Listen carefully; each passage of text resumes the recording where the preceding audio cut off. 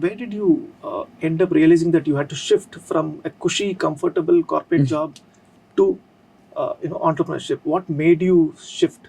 It was more a very iterative and step-by-step kind of a process.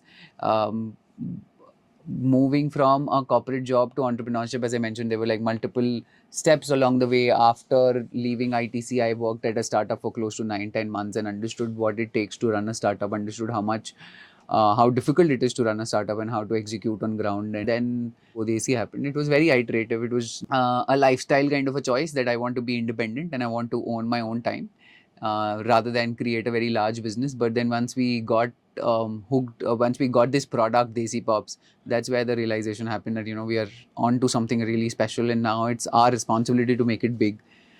So that it was very iterative. It was no like a sudden light bulb that, I want to become an entrepreneur tomorrow. Always knew I wanted to do something on my own, but what that could be or would have been was always a decision in making.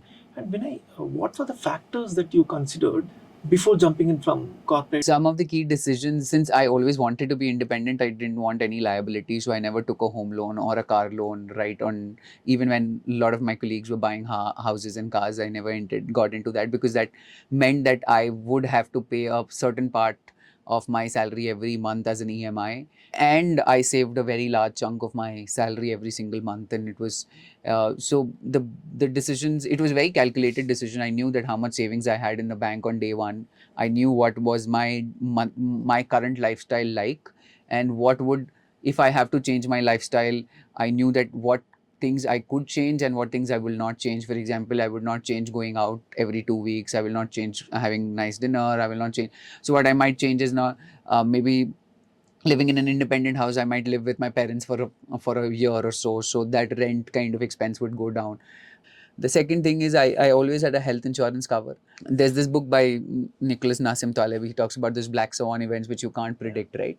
So these were things that I made sure that, okay, if some things go wrong, I'll not have to depend on many people. Family was extremely supportive. I think they've always been that what you're doing and your shit and you take care of.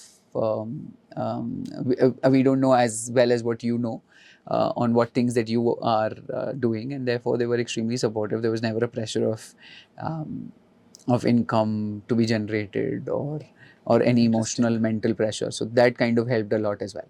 Great, so interesting. So when I basically you your moderate lifestyle, simple lifestyle, sufficient savings, no EMIs was one. Yeah. You were protected for future in terms of health by having sufficient health insurance cover and great support system in the form of family. Yeah, absolutely.